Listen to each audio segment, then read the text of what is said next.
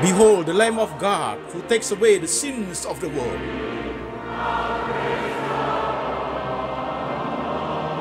Jesus said, I am the way, the truth, and the life. No one comes to the Father but by me.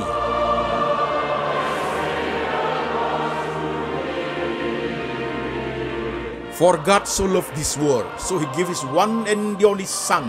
Whoever believes in him shall not perish, but have eternal life. Shalom jemaat sekalian, saya Pendeta Antoni Chang. Salam ketemu dengan jemaat sekalian, jemaat yang ada di kota-kota di Indonesia dan jemaat yang ada di kota-kota luar negeri. Hari ini kita online Sunday Service lewat lembaga Antoni Chang Ministry Internasional. Jemaat sekalian, terima kasih untuk kesetiaan jemaat mengikuti setiap ibadah online Sunday Service ini. Saudara-saudara sekalian, tema kita pada hari ini adalah kepahitan rumah tangga. Kepahitan rumah tangga. Firman Tuhan kita ambil dari dua bagian. Bagian pertama kita ambil dari kitab Kejadian pasal 2 ayat 8 sampai 25. Demikian firman Tuhan.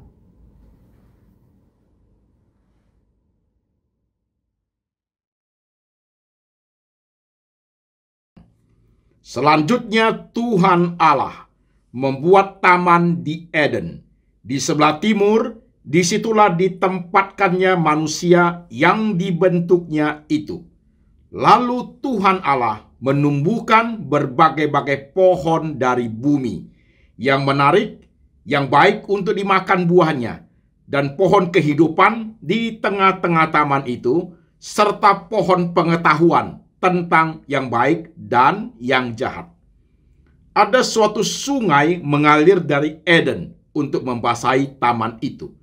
Dan dari situ, sungai itu terbagi menjadi 4 cabang. Yang pertama, namanya Pison, yakni yang mengalir mengelilingi seluruh tanah Hawila, tempat emas ada. Dan emas dari negeri itu baik. Di sana ada damar bedolah dan batu krisopras.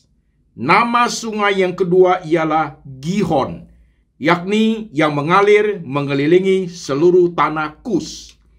Nama sungai yang ketiga ialah Tigris, yakni yang mengalir di sebelah timur Asyur. Dan sungai yang keempat ialah Efrat. Tuhan Allah mengambil manusia itu dan menempatkannya dalam Taman Eden untuk mengusahakan dan memelihara taman itu. Lalu Tuhan Allah memberi perintah ini kepada manusia. Semua pohon dalam taman ini boleh kau makan buahnya dengan bebas. Tetapi pohon pengetahuan tentang yang baik dan yang jahat itu janganlah kau makan buahnya. Sebab pada hari engkau memakannya, pastilah engkau mati. Tuhan Allah berfirman, tidak baik kalau manusia itu seorang diri saja. Aku akan menjadikan penolong baginya yang sepadan dengan dia. Lalu Tuhan Allah membentuk dari tanah segala binatang hutan dan segala burung di udara. Dibawanyalah semuanya itu kepada manusia itu untuk melihat bagaimana ia menamainya. Dan seperti nama yang diberikan manusia itu kepada tiap-tiap makhluk yang hidup, demikianlah nanti nama makhluk itu. Manusia itu memberi nama kepada segala ternak, kepada burung-burung di udara, dan kepada segala binatang hutan. Tetapi baginya sendiri, ia tidak menjumpai penolong yang sepadan dengan dia. Lalu Tuhan Allah membuat manusia itu tidur nyenyak. Ketika ia tidur, Tuhan Allah mengambil salah satu rusuk daripadanya, lalu menutupi tempat itu dengan daging. Dan dari rusuk yang diambil Tuhan Allah dari manusia itu, dibangunnyalah seorang perempuan, lalu dibawanya kepada manusia itu.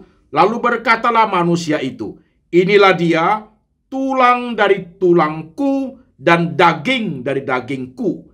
Ia akan dinamai perempuan sebab ia diambil dari laki-laki. Sebab itu, seorang laki-laki akan meninggalkan ayahnya dan ibunya dan bersatu dengan istrinya, sehingga keduanya menjadi satu daging. Mereka keduanya telanjang, manusia dan istrinya itu, tetapi mereka tidak merasa malu. Amin. Saudara sekalian, firman Tuhan bagian kedua kita ambil dari kitab Efesus pasal 4 ayat 17 sampai 32. Demikian firman Tuhan.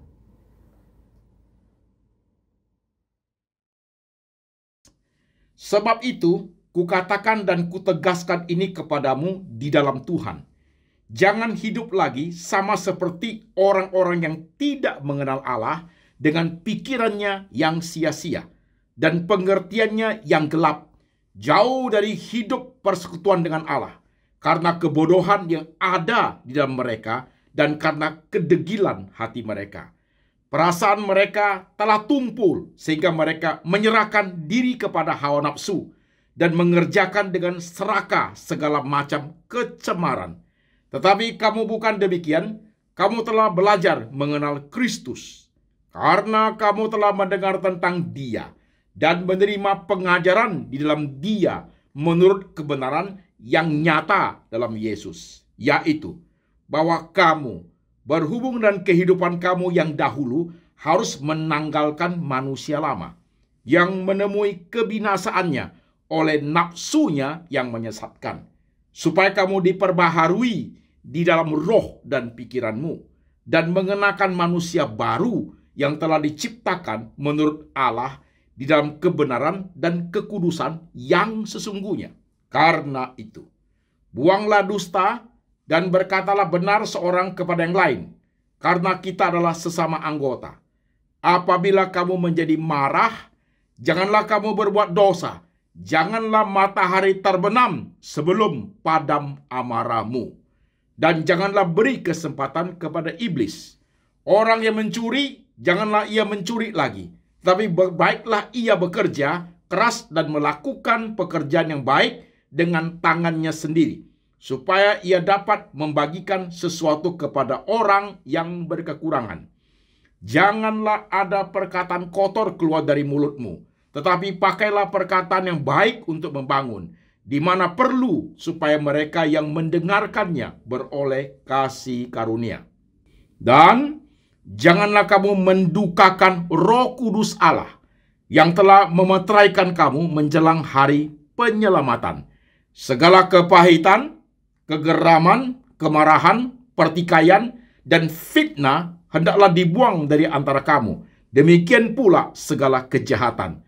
Tetapi hendaklah kamu ramah seorang terhadap yang lain, penuh kasih mesra dan saling mengampuni, sebagaimana Allah di dalam Kristus telah mengampuni kamu. Amin.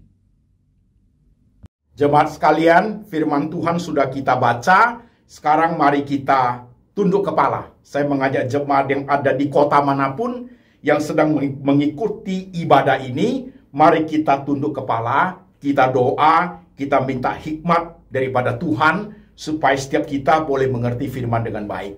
Mari jemaat sekalian, kita berdoa. Tuhan Yesus, kami sudah mendengar, kami sudah membaca firman-Mu.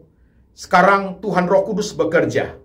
Pakai hamba-Mu ini untuk menjelaskan dengan bahasa yang paling sederhana, supaya setiap lapisan jemaat dari golongan manapun, dari pendidikan yang bagaimanapun, mereka boleh mengerti firman Tuhan dengan baik. Kuasai setiap kami Tuhan, supaya firman itu berbicara sampai ke dalam hati kami, berbicara ke dalam pikiran kami, membawa kami kepada suatu perubahan hidup, hidup yang berkenan kepada Tuhan, hidup yang diperbaharui oleh kebenaran, hidup sebagai manusia baru, hidup yang diperbaharui oleh Tuhan Roh Kudus. Tuhan, kami diam untuk mendengar sabda-Mu. Hati kami, pikiran kami, iman kami pertaruhkan di bawah kaki Tuhan untuk disucikan, dikuruskan, boleh mendengar sabda Tuhan. Tuhan Yesus berbicara, kami mendengar. Dalam nama Tuhan Yesus kami berdoa. Amin. Jemaat sekalian, temanya kepahitan rumah tangga. Tema yang menarik ya, saudara-saudara. Kepahitan rumah tangga.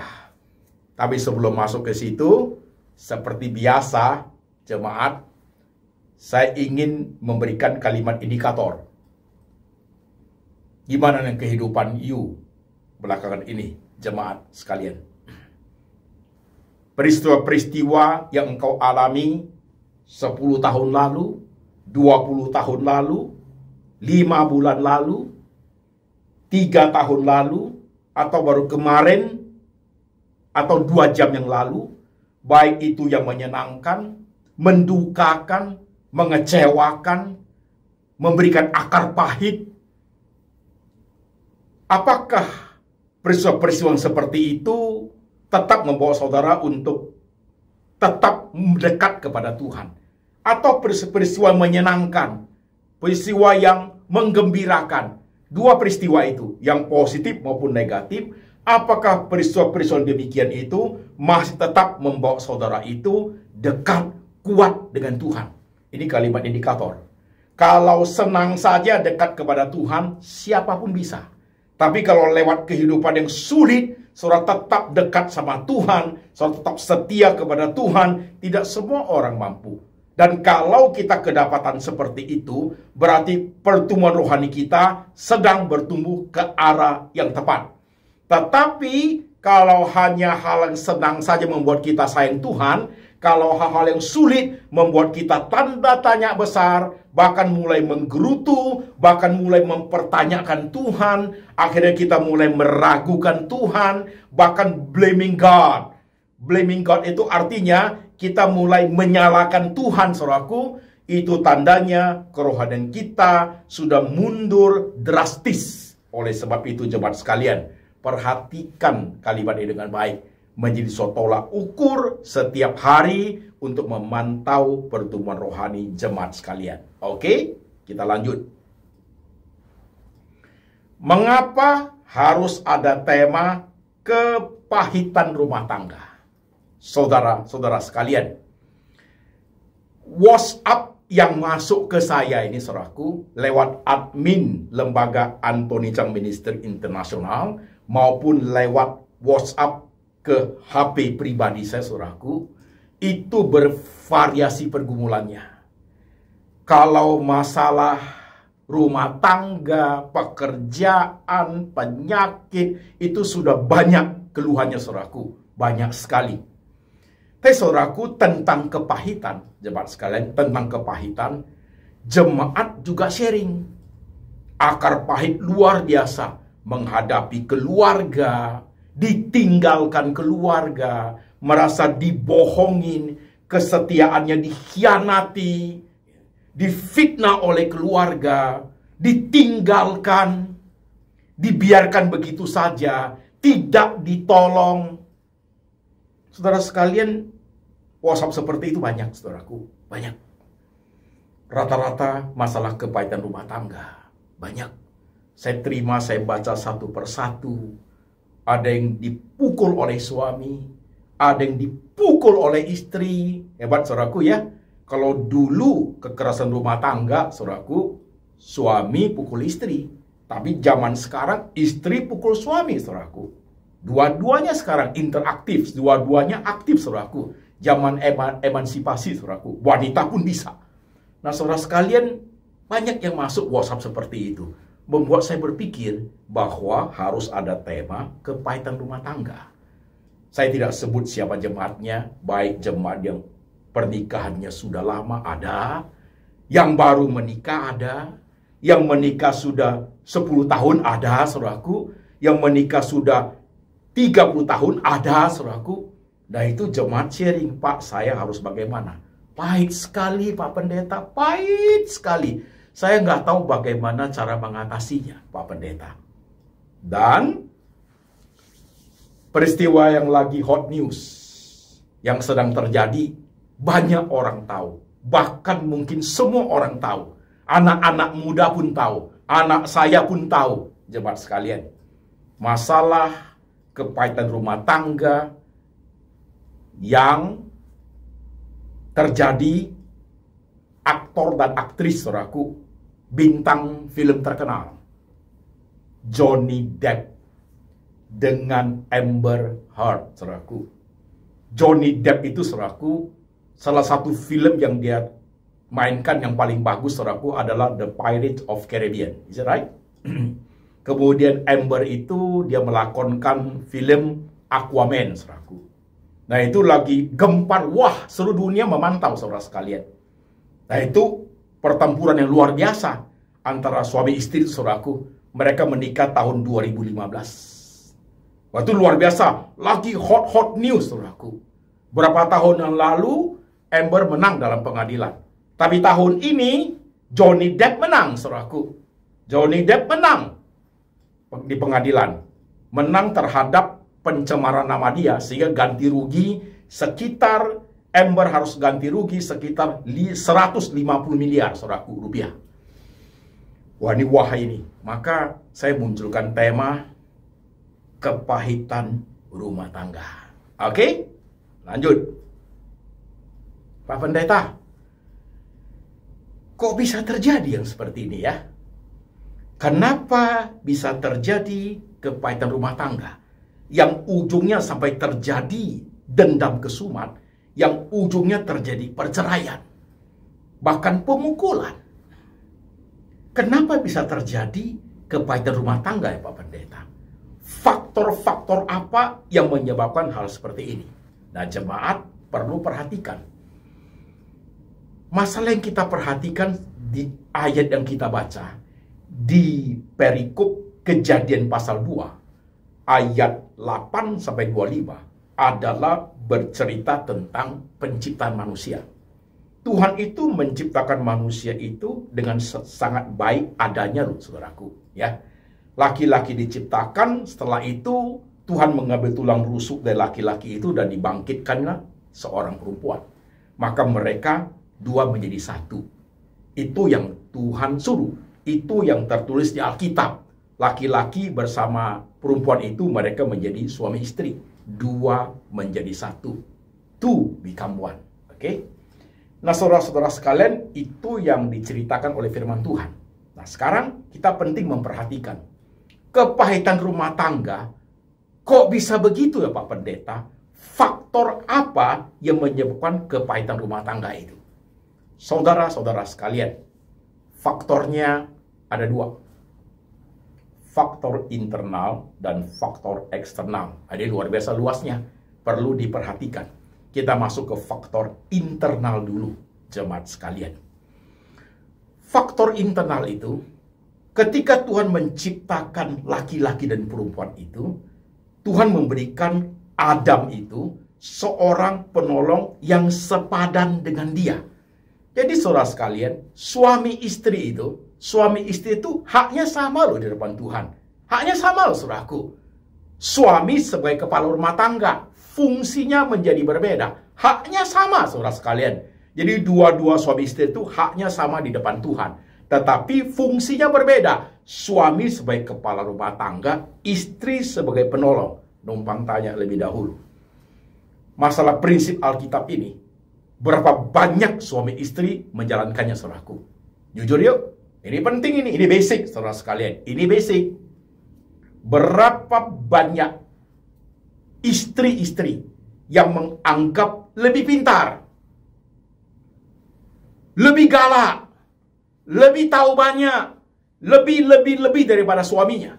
Sehingga tanpa dia sadari, dia merebut posisi suaminya. Dia menjadi kepala rumah tangga, suaminya menjadi pembantu dia, menjadi penolong yang sepadan.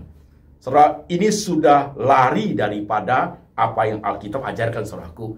Ini sebenarnya bagian ini saja kalau terjadi, saudaraku, itu rumah tangga sudah nggak sehat. Kelihatan bagus, kelihatan semuanya oke, mama yang atur, papa nggak buat apa-apa. Something wrong in that family. Something wrong itu, saudaraku. sesuatu yang bisa memicu sesuatu mesio dalam rumah tangga itu yang suatu hari akan exploded, saudara sekalian. Ini prinsip.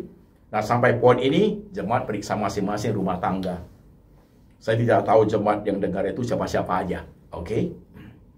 Rumah tanggamu yang menjadi kepala rumah tangga, suamimu atau istrimu? Ya, dia kaya, Pak Pendeta. Saya bisa buat apa? Istri saya orang kaya. Ya, saya ikutlah. Ada something wrong rumah tanggamu kalau seperti itu. Percaya saya. Kelihatan kamu sabar, kelihatan sebagai suami sabar, mengalah, tapi sampai berapa kapan? Sampai berapa lama harus mengalah? Sesuatu di dalam itu ditekan, lama-lama suatu hari, 5 tahun, 10 tahun, 25 tahun, dia exploded, saudaraku. Pasti seperti itu.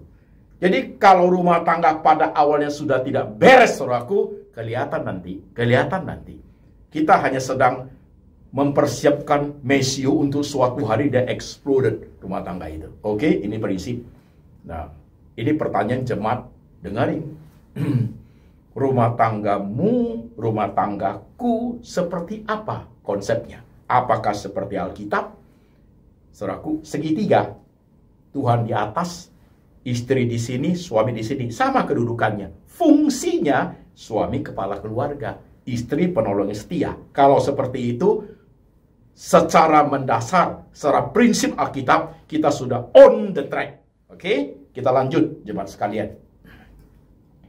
Faktor internal itu, masalah terjadi kepada rumah tangga itu, ketika Tuhan menciptakan dua manusia itu, kemudian dua menjadi satu.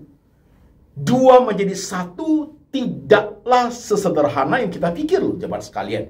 Karena manusia itu manusia yang berkepribadian. Faktor internal itu, perbedaan antara laki-laki dan perempuan itu terlampau besar perbedaannya. Tuhan tidak menciptakan laki-laki dan perempuan itu selaku sama sifatnya. Tidak, jemaat sekalian. Justru di dalam perbedaan itulah yang menjadikan suatu faktor yang bisa menyebabkan kepahitan rumah tangga. Faktor apa aja itu? Faktor internal itu. Cara berbicara, beda pendidikan, beda cara berpikir, beda gaya hidup, beda cara mengajar anak, beda mengelola keuangan, beda sifat, beda karakter, saudaraku. Itu luar biasa. Baru berapa saya sebut, saudaraku akan merasa, iya ya. Coba perhatikan Johnny Depp dengan Amber itu, saudara sekalian. Seperti apa? Kasusnya kita dengar, kita ikuti, saudaraku. Iya kan? Kita ikuti itu. Cerita Johnny Depp apa? Cerita Amber apa? Cerita Johnny Depp itu, Amber itu mukul dia, serang dia, lempar dia pakai sesuatu. Jemaat perlu perhatikan. Perbedaan itu begitu besar, tapi dijadikan satu. Dan prinsip yang kedua di Alkitab, dua menjadi satu, bukan berarti lebur loh, saudaraku. Enggak loh. Saya Anthony Chang. Istriku namanya Lily. Oke. Berarti Anthony dan Lily, dua menjadi satu, tetap pribadi Anthony, tetap pribadi Lily. Tidak lebur loh, saudaraku. Tidak loh. Masing-masing punya kepribadian, jemaat sekalian. Kalau lebur, dua menjadi satu, lebur, mix begitu, saya ganti nama. Namaku jadi Antoli. Istriku jadi Lilianto, saudaraku. Enggak kan? Tetap Antoni yang modelnya begini nih. Yang galak ini, saudaraku. Istri tetap Lili yang seperti itu. Yang pura-pura bego, itu saudaraku. Nah, jemaat sekarang perhatikan. Beda sifat, dua menjadi satu. Wah, ini dua orang ini saja dipertemukan, saudaraku, dalam satu keluarga. Potensi gesekan itu luar biasa. Potensi gesekan itu luar biasa. Dan itulah yang memungkinkan terjadi kepahitan rumah tangga. Baru itu ya, sekarang kita masuk faktor yang kedua. Ini internal, saudaraku. Nah, saya berhenti sebentar. Yang sudah married, perhatikan Gak usah perhatikan istrimu, perhatikan dirimu sendiri yang sebagai suami, sebagai istri. Sifatmu kayak apa? Gayamu kayak apa? Ada lo istri yang fashionable, semua wah. Ada lo suami yang hidup sederhana aja, pakaian apa adanya, tapi istrinya luar biasa, kayak toko berjalan, saudaraku. Kayak toko berjalan. Barang merek mewah yang lagi tren, tidak boleh dia tidak punya. Itu lifestyle, saudaraku. Itu aja udah beda. Nah, jemaat perhatikan engkau seperti apa. Cara mengelola uang. Istri irit bukan main. Suami borosnya minta ampun. Iya. Cara mendidik anak. Suami acu tak acu. Istri telaten bukan main. Iya. Cara memperhatikan anak. Suami tegas bukan main. Istri sayang berlebihan. Nah, itu juga luar biasa. Ya, jemaat perhatikan kepahitan itu bisa terjadi karena faktor internal dalam diri suami dengan diri istri, saudaraku, besar itu gesekannya. Oke, itu satu. Yang kedua, faktor eksternal, jemaat sekalian.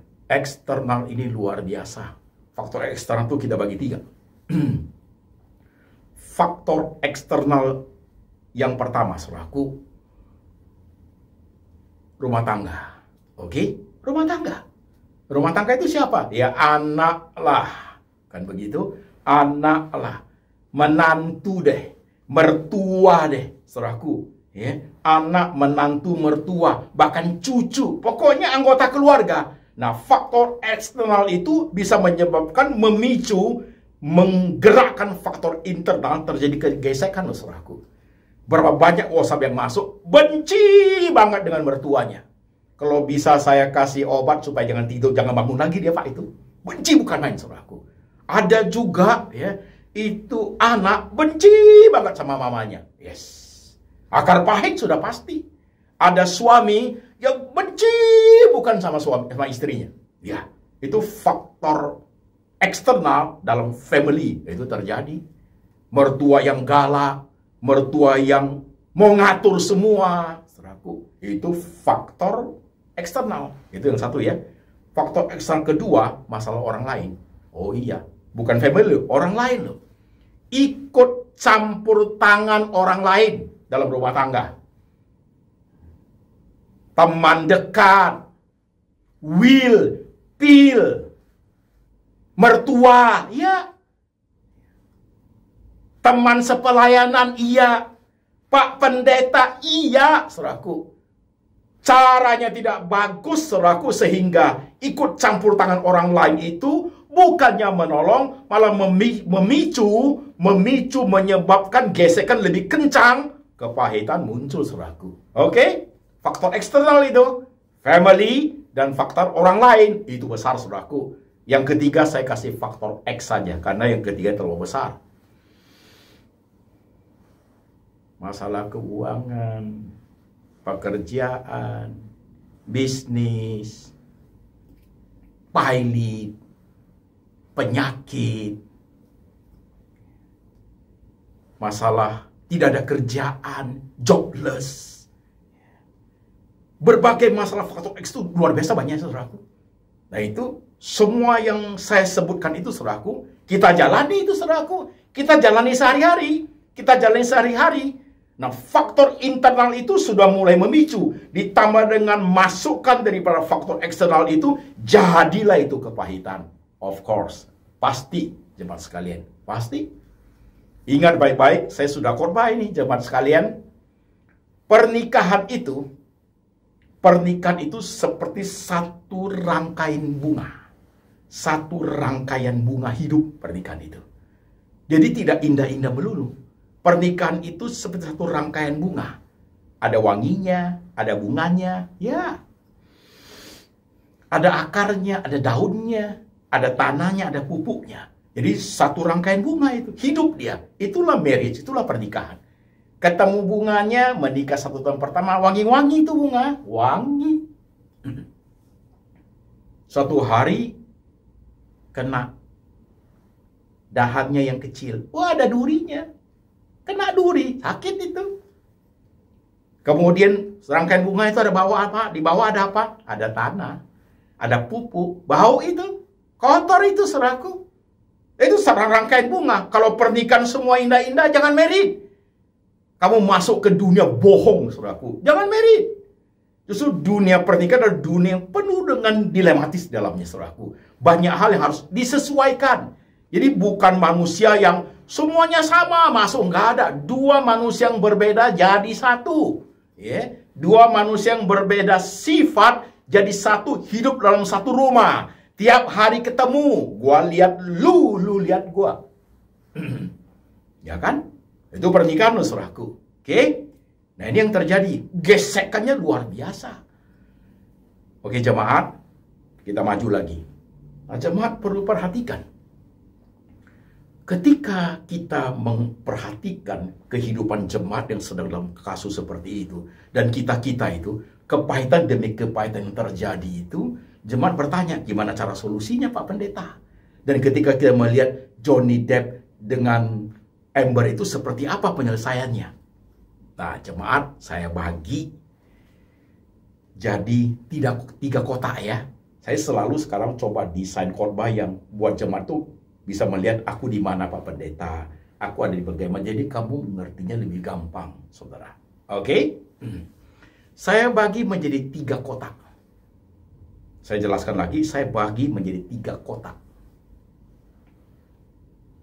Kepahitan rumah tangga, kotak pertama adalah usia pernikahan yang di bawah 5 tahun.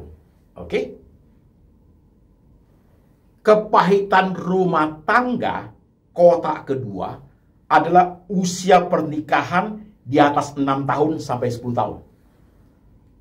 Kepahitan rumah tangga, kotak yang ketiga, adalah di usia pernikahan yang 10 tahun ke atas. 10, 15, 20, 25, sampai seterusnya. Itu kotak ketiga. Jemaat, perhatikan. Kita start kotak pertama ya. Kepahitan rumah tangga di kotak pertama dengan usia pernikahan di bawah 5 tahun. Ini pemula ini. Nah, yang masih muda-muda yang baru married 1-2 tahun di bawah 5 tahun dengerin. Bisa ribut nggak? Luar biasa. Ketika saudara menikah dengan istri atau suami saudara, pada hari pernikahan itu, besoknya, the first day, the second day, the third day, dan hari-hari seterusnya, saudara akan tambah mengerti, tambah memahami, tambah mengerti, mendalami siapa istrimu, siapa suamimu. Itu dia pernikahan. Waktu pacaran itu samar-samar, men. Cantik banget, bersih banget, rapi banget. Udah married, baru kamu lihat joroknya. Dulu waktu pacaran apa-apa, ikut aja, gampang, ikut aja deh.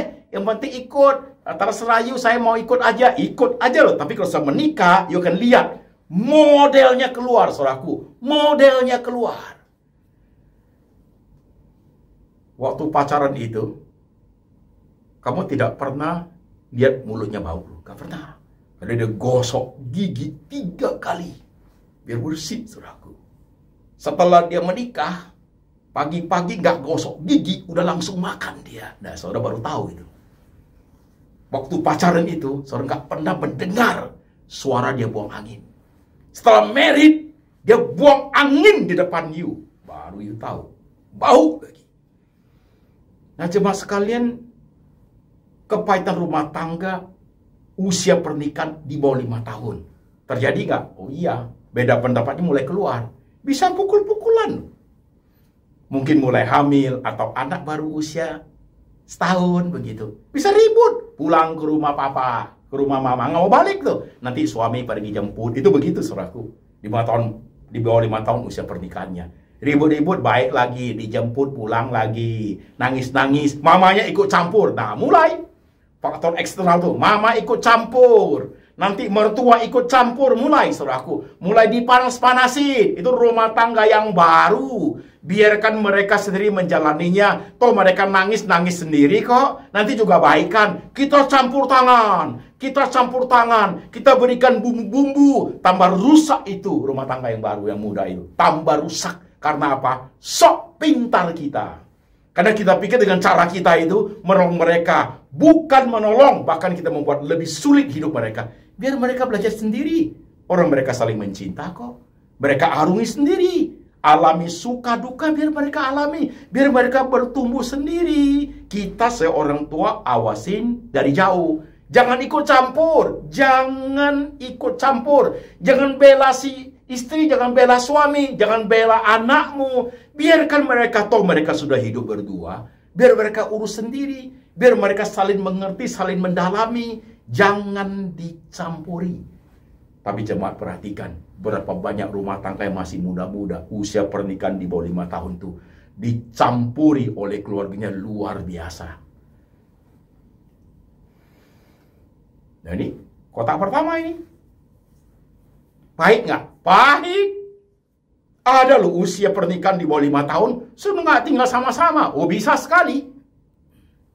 Tapi sebentar balik itu, ribut lagi. Sudah pukul-pukulan, mungkin sudah. Ini kotak pertama ini. Ada harapan nggak Pak Pendeta? Harapan untuk tetap jalan sangat besar. Sangat besar, karena masih pemula ini. Ya, masih pemula ini. Pemainnya masih pemula. Biarkan mereka bertumbuh, maka dibutuhkan firman Tuhan, hamba-hamba Tuhan yang melakukan konseling untuk mengarahkan mereka untuk saling memahami, mengarahkan mereka untuk mereka itu bagaimana menjalani, bisa menerima satu dengan lain, biar mereka jalani. Itu kotak pertama. Oke? Kalau jemaat ada di kotak pertama, perhatikan dengan baik. Kalau kotak pertama ini tidak diperhatikan dengan baik, dia akan lanjut kotak kedua. Kotak kedua tidak perhatikan baik, lanjut ke kotak kepahitan rumah tangga ketiga. Karena kotak pertama sudah mulai ada cikal bakalnya.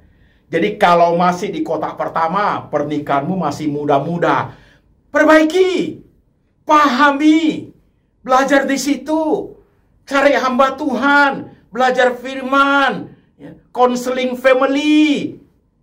Pendeta-pendeta sebelum tahu caranya bagaimana untuk handle, tahu cara bagaimana untuk mengarahkan, bukan mengatur, tapi biar dua-duanya jalannya bagus. Mereka yang ngambil keputusan itu pendeta yang konseling rumah tangga itu, mereka ahli di bidang itu. Cari jemaat sekalian supaya usia pernikahan yang muda itu bisa dikendalikan dengan baik, walaupun ada pergesekan, ada perbedaan, nanti masuk kotak kedua itu lebih gampang handle-nya. Oke? Lanjut. Kepahitan rumah tangga kotak kedua. Usia pernikahan 6 tahun sampai 10 tahun. Nah, ini sudah berat. Ini sudah berat ini, jemaat sekalian. Ini sudah berat. Artinya, ini mulai dari awal pernikahan ini kan, sudah mulai kotak pertama ini, udah masuk kotak kedua, udah berat. Karena faktor pencetusnya, faktor gesekannya udah cukup lama. Nah, ini yang di kotak kedua ini ada dua kemungkinan. Kemungkinan pertama sudah pisah rumah. Kemungkinan kedua masih tinggal sama-sama. Itu bisa di kotak kedua ini. Tapi kepahitan itu sudah muncul. Lu begini, lu juga begitu. Gua nggak bisa lihat begitu, kamu begitu. Gua juga nggak bisa. Itu mulai adu keras. Respect itu, respect each other itu, saling menghargai sudah tidak ada. Sudah tidak ada. Saling menghargai itu sudah tidak ada. Lu bisa, emang gua nggak bisa. Silakan aja. Ayo, emang saya takut sama lu. Itu begitu, saudaraku. Itu seperti itu. Itu di kepahitan rumah tangga kotak kedua loh. 6 sampai 10 tahun. Nah, kalau yang masih dalam rumah tangga, masih tinggal serumah, saudaraku, mereka sedang main di situ. Nah, kalau dia sudah keluar dari rumah, sudah pisah rumah, itu agak sulit penanganannya. Karena itu sudah lulu gak gua ya. Nah, faktor will and pill, saudaraku, itu muncul dari situ. Karena sudah cukup lama pernikahannya, sudah mungkin tertarik dengan lawan jenis yang lain, saudara sekalian. Ini faktor pill and will itu tambah memicu gesekan, tambah menciptakan kepahitan. Apalagi hal itu sudah bukan suatu rahasia lagi bagi suami istri itu, saudaraku. Lu bisa, gua juga bisa. Kenapa takut? Gua masih muda kok. Itu muncul di kotak kedua, saudara-saudara sekalian. Ini parah ini. Ini 6-10 tahun ini parah, luar biasa. Ini kotak tengah ini, kotak kedua ini bisa terjadi perceraian. Ini bisa memicu perceraian ini. Kalau kotak kedua ini sudah punya anak, bisa ambil anak, bisa bagi anak ini. Atau rebut anak. Nah, di situ kotak kedua ini. Kepahitan, gesekan sudah luar biasa di kotak kedua. Nah, kalau di kotak kedua tidak diperhatikan dengan baik, dia akan masuk kotak ketiga loh.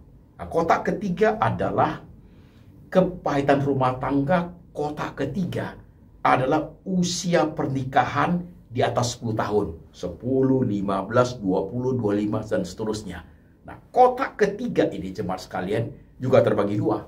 Satu yang masih tinggal serumah, satu lagi yang sudah pisah. Itu sudah cerai itu yang itu. Yang seperti itu. Sudah 10 tahun, 15, 20 tahun itu sudah cerai. Itu pasti sudah cerai. Nah, sekarang perhatikan.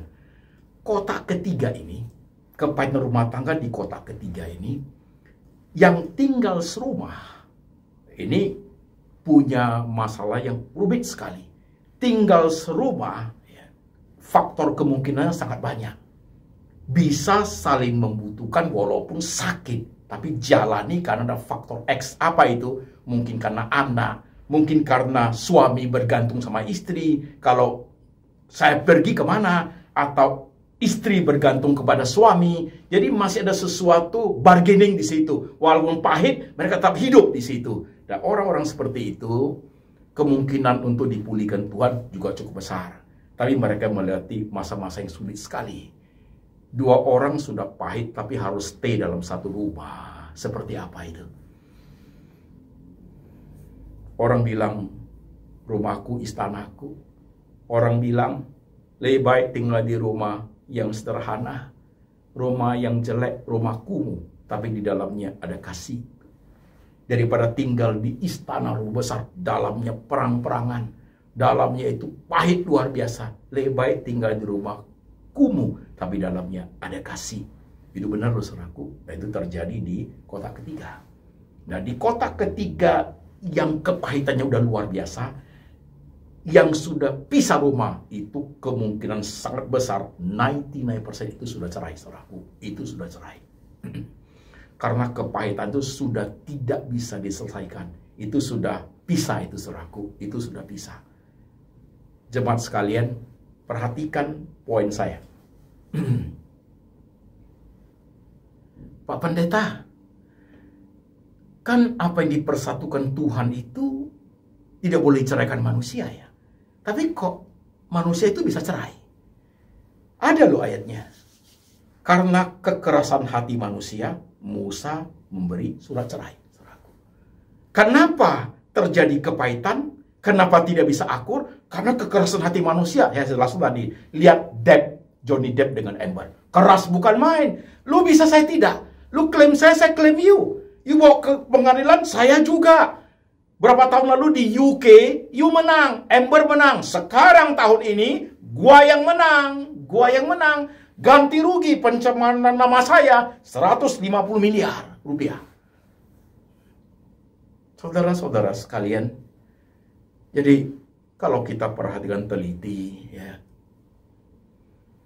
3 kota itu, jemaat yang dengar hari ini, pernikahanmu sedang ada di kota keberapa? Sedang ada di kota keberapa? Ini saya katakan kotak 1, 2, 3 itu possibility untuk dipersekutuan Tuhan sangat besar loh. Kita tidak boleh membatasi kuasa kerja Tuhan loh, saudaraku. Oke? Tapi jangan lupa sisi yang lain. Kekerasan hati manusia. Kekerasan hati manusia. Gak mungkin lagi, gak bisa lagi, udah terlampau sakit, udah gak bisa, udah gak mau lah, gak mau ketemu lagi lah. Kalau dia bisa mati lebih baik, begitu, saudaraku. Itu yang terjadi. Oke? Nah, dalam poin ini, 3 kota ini, saudara, rumah tangga saudara ada di kota mana? Kalau saudara sudah tahu posisi saudara, saya memberikan satu pertanyaan. Kamu mau berubah nggak untuk kepahitan itu? Firman Tuhan yang kita baca di Efesus pasal 4 itu, kegeraman itu, kepahitan itu mendukakan Roh Kudus loh. Ngeri dengarnya. Salah satunya itu loh. Yang lain-lain kita tidak bahas. Saya mau bahas mengenai kepahitan itu, kegeraman dalam hati itu. Ternyata itu mendukakan Roh Kudus. Mendukakan Roh Kudus. Untuk poin ini, jemaat ada yang pilih, saya nggak bisa Pak Pendeta. It's up to you. Jadi, tema ini saudaraku, saudara ada di kota mana, saudara mau berubah, saudara mau handle kepahitan, saudara mau lepas dari jeratan pahit itu, saudaraku, it's up to you. Jadi ini adalah pilihan.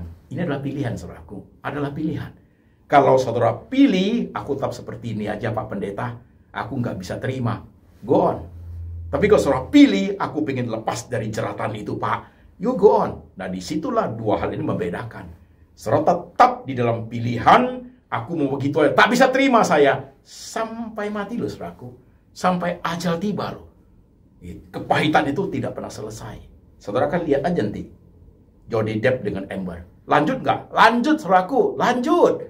Masalah di pengadilan udah menang kan? You menang 1 kali, saya menang 1 kali. 1 sama. Kita masih imbang ini. Masih imbang. Orang Malaysia bilang sama mata. Sama mata. Masih imbang ini. Kepahitan itu lanjut, saudaraku. Lanjut. Lanjut itu. Dan jelas mereka punya will, punya pil. Bahkan sudah married kok. Ya kan? Itu lanjut itu. Akar pahit di dalamnya itu tidak selesai. Itu akan bahkan lebih memicu. Karena udah saling menggesek lagi, saudaraku. Faktor eksternalnya luar biasa besarnya. Orang lain ikut campur. Iya. Ya. Jadi ini pilihan jemaat ya. Pak Pendeta, gimana sih menghilangkan kepahitan? Aku pengen loh. Sebelum saya memberikan solusi, saya harus lacak you punya kalimat aku pengen loh. Banyak orang kalimat saja ngomong aku pengen, tapi hatinya tidak. Ayo jujur. Jadi kepahitan dalam diri seseorang itu saudaraku sudah bukan penyakit lagi, tapi dia enjoy, dia nikmati, dia enjoy, dia nikmati sudah menjadi suatu kenikmatan tersendiri. Hari-hari, bulan-bulan, mingguan, tahunan yang dia alih kepahitan sudah menjadi sebagian dari dirinya. Dia tanpa dia sendiri dia nikmati kalimatnya ngomong aku mau ubah loh Pak Badra. Gak mungkin karena itu kalimat dia, tapi hatinya tidak akan. 2 hari dia berdoa, 2 hari dia nangis, didoain nangis, tapi besok lusa, dia dengar suaminya, istri sebelum dia mulai lagi saudaraku. Kalimat kotor mulai muncul, kalimat makian mulai muncul, kemana-mana cerita kejelekan pasangannya. Itu sudah menceritakan apa saudaraku, dia tidak ingin berubah. Dia menikmati, dia hidupin, dia kasih kalimat-kalimat yang kotor itu, fitnah itu untuk menghidupi, memberi nutrisi kepada kepahitan dia supaya tambah mekar dalam hidupnya. Itu yang terjadi. Sorry ya, keras ini. Yang ingin benar-benar berubah adalah orang yang lewat proses. Saudara, perhatikan khotbah ini. Saya bukanlah pendeta sakti. Khotbah ini tujuannya bukan untuk saudara dengar langsung hilang kepahitanmu. Khotbah ini tujuannya bukan itu. Kalau orang itu kerasukan setan, didoain, setannya langsung hilang, langsung keluar. Itu kerasukan setan. Tapi masalah kepahitan tidak sama. Jangan cari saya, Pak Pendeta. Angkat kepahitanku, cabut kepahitanku. Apanya yang dicabut, bos? Apanya dicabut? Rumput dicabut. Ini masalah kepahitan. Sesuatu yang dalam diri kita. Ini dibutuhkan keberanian untuk bayar harga, untuk fight, struggle, spiritual grieving, berduka cita rohani. Kenapa saya begini terus ya Tuhan? Itu yang membuat kita berubah. Bukan suruh saya cabut. Kalau suruh saya cabut, saudara salah dengar khotbah ini, saudara sekalian. Salah dengar. Jadi saudara sekalian, ini bukan pengusiran setan loh ini loh. Pengusiran setan dalam nama Yesus keluar langsung. Tapi ini adalah masalah diri kita. masalah internal, yang tahunan sifatnya, yang sudah luka, sudah berdarah, bahkan bernanah, infeksi, sudah jadi tumor, bahkan sudah jadi kanker, saudaraku, yang akan dibawa sampai ajal tiba. Itu kepahitan itu. Pakai cabut. Cabut pakai apa? Oke? Jemaat, perhatikan kan baik. You ada di kota mana? Kamu mau nggak sungguh-sungguh, bukan hanya hiasan lip service, sungguh-sungguh berubah, saudaraku. Nah, ini dipentingkan di khotbah ini. Saudara-saudara sekalian, kalau kotak nomor 1, kotak nomor 2 itu banyak kasus. Banyak sekali kasusnya. Mungkin itu saudara sedang dengar pun itu kasusnya. Oke. Kotak ketiga juga banyak kasusnya. Banyak sekali. Orang yang ada di kotak ketiga, ketika terjadi kepahitan seperti itu, kalau dia masih serumah, begitu sulit melewati, ada anugerah Tuhan. Dia mau membuka diri. Dia tahu itu mendukakan Roh Kudus, saudaraku. Itu bisa terjadi pemulihan. Bisa. Walaupun bukan hal yang sangat mudah. Bukan hal yang mudah.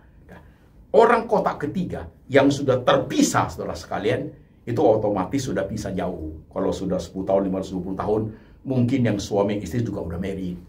Nanti yang menentukan itu anak-anaknya. Anaknya datang ke papanya, anak-anak datang ke mamanya, anak-anak yang tahu papa yang benar atau mamanya yang benar. Gitu. Sudah begitu arah hidupnya. Nah, saudara perhatikan. Saya punya satu teman, saya tidak sebut nama. Teman lama, teman baik. Waktu ia muda, ini seorang ibu. Waktu dia muda, sudah terjadi perpisahan dengan suami.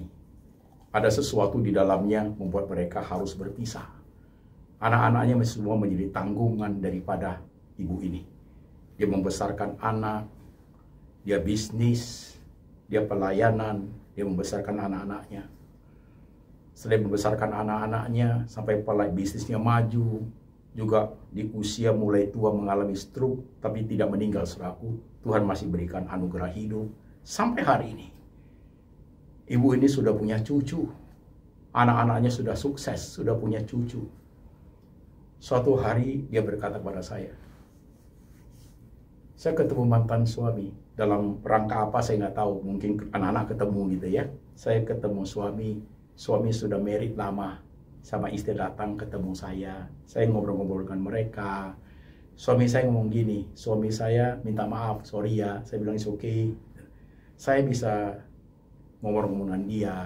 Saya bisa perhatikan istrinya dia, istrinya mantan suami. Saya bisa kongko-kongko. Setelah selesai, gak ada perasaan apa-apa di hati saya. Saudaraku, ibu seperti ini, dia sudah lolos. Dia berhasil lepas dari jeratan kepahitan, saudaraku. Sudah pasti. Kalau yang nggak lolos, jangankan ketemu, dengar aja marah, saudaraku. Apalagi dengar dia sudah married, marah, saudaraku. Ibu ini sudah lolos dari jeratan kepahitan. Dia bisa lepas dari itu. Orang yang nggak bisa lepas itu beku terbelenggu oleh kepahitan. Beku terbelenggu oleh dendam. Nah, orang yang bisa lepas adalah beku terbelenggu itu, saudaraku, bisa cair oleh karena dia mengerti kasih Tuhan. Tentunya bukan tiba-tiba didoakan dicabut roh kepahitan. Enggak. Ibu ini lewatin proses yang cukup lama loh. Dalam kesendirian. Mantan suami menikah lagi. Ibu ini tidak married. Sampai hari ini sudah jadi nenek-nenek tidak married. Dia harus hidupi anak, besarin anak, harus bisnis, harus ini semua. Tidak tiba-tiba. Dia lewati proses yang orang lain nggak tahu, mungkin air matanya, penderitaannya, pahit getir hati, luka gesekan itu, orang lain nggak tahu. Butuh waktu 5 tahun, 10 tahun, sampai suatu hari pelan-pelan ia pulih. Ketika waktu sudah tiba, apa yang menjadi pemulihan hidupnya ketika dia bertemu dengan suaminya, itulah ekspresi yang keluar. Bisa terima, bisa say hello, orang minta maaf, no problem, bisa ngomong dengan istri daripada mantan suami. Ia tidak mendukakan Roh Kudus. Dia berhasil dalam menjalani imannya dengan baik. Itu ibu itu loh yang menjadi teman saya, saudaraku. Yes, ada orang seperti itu? Ada. Dari 10 orang, paling tidak 2-3 orang yang seperti itu. 7 itu adalah orang yang kepahitannya dibawa sampai ajal tiba. Ya, siapa saudara? Bagaimana dengan kita? Aku tidak tahu. Tapi hari ini biar firman Tuhan sampai kepada saudara sekalian. Untuk kepahitan itu butuh bayar harga loh itu. Untuk kepahitan itu butuh menjalani lewat proses yang cukup lama. Butuh keberanian untuk tidak mendukakan Roh Kudus. Butuh keberanian untuk menjalani menerima fakta yang ada. Sampai ke suatu level kerohanian yang tinggi ketika mengerti kasih Tuhan. Yang dulunya beku terbelenggu oleh dendam, amarah, geram, tak terima, saudaraku, cair oleh karena kasih Tuhan. Itu pasti pekerjaan roh. Dan satu sisi yang lain, karena kita membuka diri untuk Tuhan Yesus bekerja, saudara sekalian. Jadi jemaat yang aku akar pahit, kepahitan kalau hanya ngomong tok, saudaraku, yang kamu tampilkan 2-3 hari kemudian adalah kata-kata, ucapan yang menyerang orang yang menyakiti kamu itu, saudara belum belajar apa-apa. Tiap hari saudara akan menikmati kepahitan itu. Tanpa disadari saudara sudah menikmati. Saudara mau seperti itu? Dengar dia sukses, saudara sudah tambah marah. Dengar orang yang memfitnah kamu, dengar dia maju aja, you punya kepahitan tuh tambah seperti dikasih nutrisi karena tidak pernah pulih, saudaraku.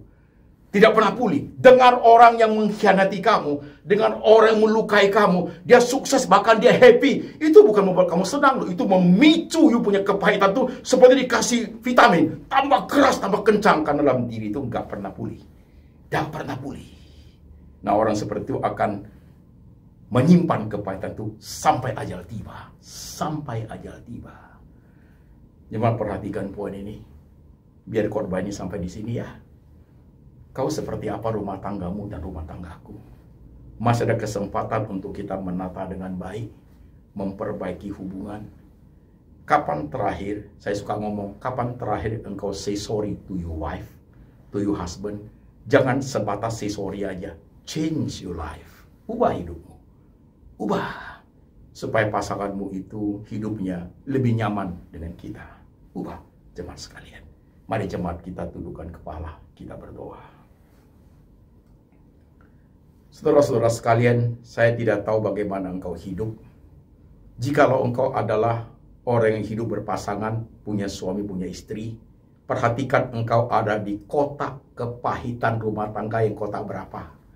Kesempatan selalu terbuka disediakan Tuhan untuk kita berubah. Ingat firman Tuhan.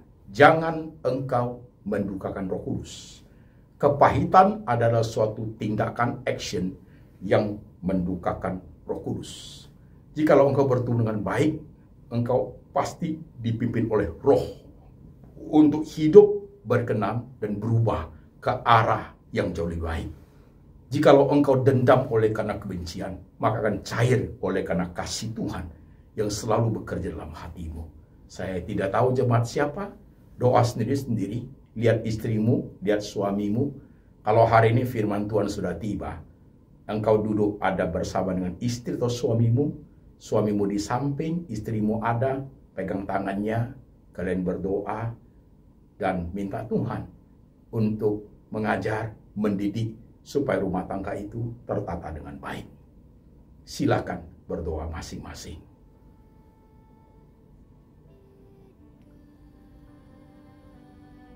Tuhan Yesus, no perfect husband, no perfect wife. Tapi karena Engkau sudah mempersatukan dua menjadi satu, ajar kami untuk mengerti masing-masing pasangan kita.